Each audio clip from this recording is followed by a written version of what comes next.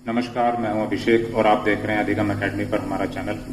आज हम बात करेंगे भारतीय इतिहास की बड़ी महत्वपूर्ण घटना पाकिस्तान की मांग और उसके गठन के बारे में। पाकिस्तान हमारा पड़ोसी मुल्क, इसकी गठन के लिए मांग कैसे शुरू हुई और इसका किस तरह से गठन हुआ उसके बारे में हम बात करेंगे। पाकिस्तान के गठन और उसकी मांग को समझने के लिए हमें इसके मूल में जाना होगा। हम 1905 बंगाल विभाजन को इसका आधार मान सकते हैं। 1905 में भारत के तत्कालीन वायसरॉय लॉर्ड कर्जन के द्वारा सांप्रदायिक आधार पर बंगाल राज्य का विभाजन कर दिया गया था। बंगाल एक बड़ा राज्य था जिससे कि बड़े पैमाने पर अंग्रेजों को राजस्व की प्राप्ति होती थी। यह एक संपन्न राज्य था। ये बंगाल की आबादी उस समय ब्रिटेन और फ्रांस की सम्मिलित आबादी से भी ज्यादा थी। क्षेत्रफल की दृष्टि से भी यह एक बड़ा राज्य था। बंगाल जो राज्य है, इसे पूर्वी बंगाल और पश्चिमी बंगाल दो भागों में लॉर्ड कर्जन के द्वारा डिवाइड किए जाने की या विभाजित किए जाने की घोषणा की गई। पूर्वी बंगाल की राजधानी ढाका बनी, पश्चिम बंगाल की राजधानी कोलकाता बनी। बंगाल विभाजन का आधार बताया गया था प्रशासनिक अकुशलता, किंतु वास्तव में बंगाल को सांप्रदायिक आधार पर विभाजित किया गया था। पूर्वी बंगाल में मुस्लिम बहुसंख्यक और हिंदू अल्पसंख्यक और पश्चिम बंगाल में हिंदू बहुसंख्यक और मुस्लिम अल्पसंख्यक रखे गए थे। इसका उद्देश्य था हिंदू एवं मुसलमानों के बीच सांप्रदायिक आधार पर विभाजन कर उनके बीच में तरह तरह की सांप्रदायिक समस्याएं पैदा करना और अंग्रेजी सरकार के विरोध में जो घटनाएं होती थी और अंग्रेजी सरकार की जो कमियां थी उनकी ओर से हिंदू मुसलमान का या भारतीय नागरिकों का ध्यान भंग करना। 1905 में बंगाल विभाजन के पश्चात 1906 में भारत के तत्कालीन वायसरॉय लॉर्ड मिंटो थे। अक्टूबर 1906 में लॉर्ड मिंटो से शिमला में एक मुस्लिम प्रतिनिधि मंडल आगा खां के नेतृत्व में मिला और यहां इस मुलाकात में या इस बैठक में तत्कालीन वायसराय लॉर्ड मिंटो ने मुस्लिम प्रतिनिधि मंडल को भारत के शासन के लिए आने वाले या तैयार किए जा रहे भावी संविधान में पृथक निर्वाचन मंडल अर्थात पृथक निर्वाचन क्षेत्र की सुविधा दिए जाने का आश्वासन दिया। इसके पश्चात 31 दिसंबर 1906 को पूर्वी बंगाल की राजधानी ढाका में एक राजनीतिक दल का गठन हुआ जिसे मुस्लिम लीग के नाम से जाना जाता है। इस मुस्लिम लीग के संस्थापक नवाब सलीमुल्लाह माने जाते हैं और इसके प्रथम अध्यक्ष वकारुल मुल्क मुश्ताक हुसैन थे और ये मुसलमानों के हितों के लिए कार्य करने वाला एक राजनीतिक दल था। और इसके गठन के पश्चात इस राजनीतिक दल ने मुसलमानों के हितों की रक्षा के लिए अंग्रेजी सरकार के खिलाफ तरह तरह की मांगे प्रस्तुत करना शुरू कर दिया। 1909 में ब्रिटिश पार्लियामेंट ने भारत पर शासन के लिए संवैधानिक सुधारों के तहत एक नया संविधान या नया अधिनियम पारित किया जिसे भारत शासन अधिनियम 1909 या मार्ले मिंटो सुधार के नाम से जाना जाता है। तत्कालीन भारत सचिव लॉर्ड मार्ले थे और भारत के वायसराय लॉर्ड मिंटो थे। इनके द्वारा इसका प्रारूप तैयार किया गया था, इसलिए इसे मार्ले मिंटो सुधार कहा जाता है।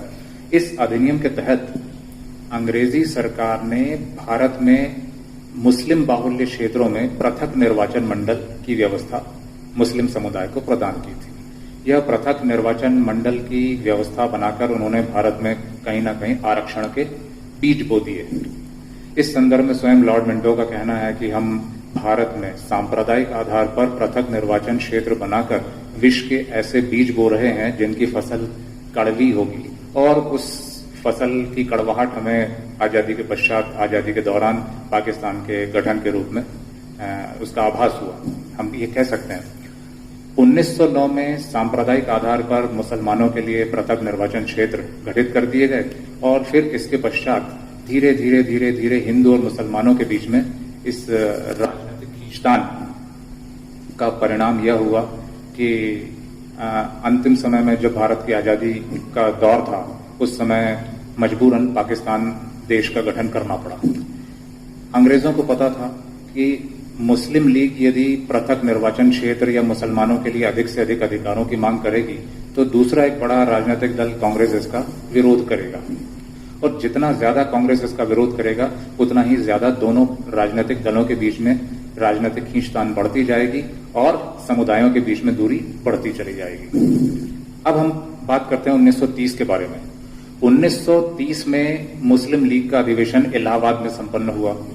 इलाहाबाद में मुस्लिम लीग का जो अधिवेशन संपन्न हुआ था, इसकी अध्यक्षता मोहम्मद इकबाल जो मशहूर कवि हुए हैं उनके द्वारा की गई थी।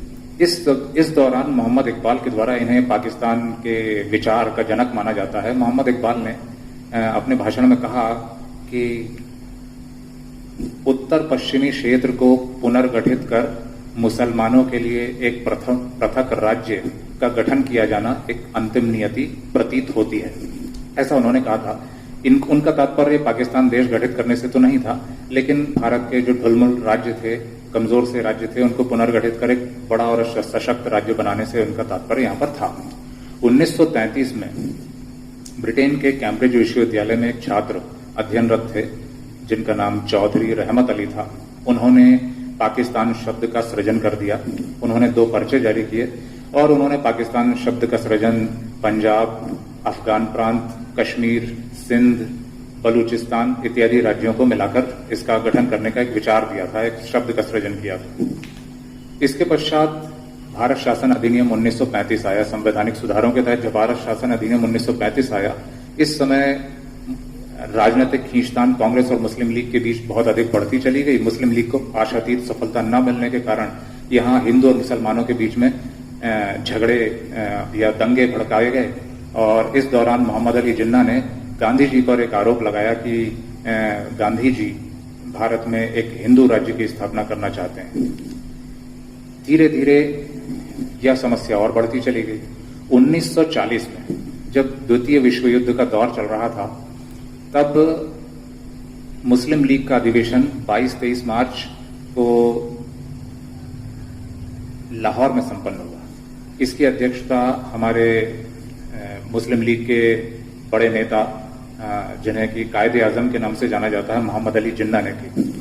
मोहम्मद अली जिन्ना की अध्यक्षता में पहली बार आधिकारिक रूप से द्विराष्ट्र सिद्धांत प्रतिपादित हुआ।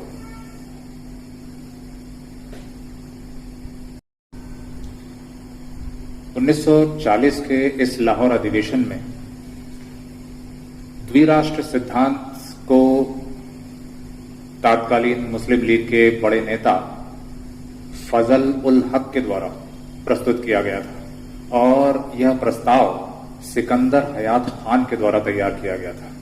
यहां पर पाकिस्तान शब्द का तो कोई जिक्र नहीं किया गया था, किंतु मुसलमानों के लिए एक पृथक मुस्लिम देश या मुस्लिम राष्ट्र की स्थापना की साफ साफ मुस्लिम लीग के द्वारा मांग अंग्रेजों के सामने रख दी गई थी।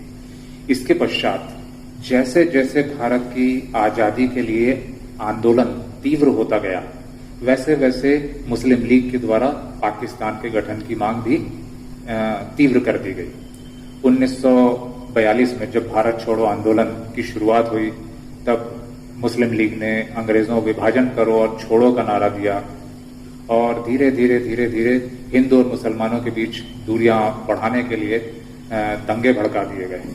और अंतिम रूप से जब भारत की आजादी की घोषणा माउंटबेटन योजना के तहत की गई थी, लॉर्ड माउंटबेटन 1947 में भारत के अंतिम अंग्रेज गवर्नर थे, अंग्रेज अंतिम गवर्नर जनरल या वायसराय थे। माउंटबेटन के द्वारा 3 जून 1947 को जो योजना प्रस्तुत की गई थी, इसे डिकी बर्ड प्लान या माउंटबेटन योजना या मनबाटन योजना भी कहा जाता है।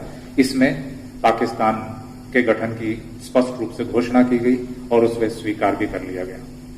माउंटबेटन योजना के तहत 14 अगस्त 1947 को पाकिस्तान एक पृथक मुस्लिम राष्ट्र के रूप में अस्तित्व में आया, और इसके प्रथम गवर्नर जनरल मोहम्मद अली जिन्ना को घोषित किया गया। तो इस तरह से मैंने आपको कम से कम समय में पाकिस्तान की मांग और उसके गठन के बारे में बताने की कोशिश की। आने वाले समय में हम तत्कालीन समय में कैबिनेट मिशन योजना लाई गई थी, क्रिप्स प्रस्ताव आए थे, और भी जो घटनाएं घटी थी उनके बारे में भी चर्चा करेंगे। इससे पाकिस्तान के गठन के बारे में समझने में भी और अधिक मदद मिल सकेगी। अभी आज इस वीडियो में हम इतना ही इसे समाप्त करते हैं। नमस्कार। Subscribe now and press the bell icon. Never miss an update.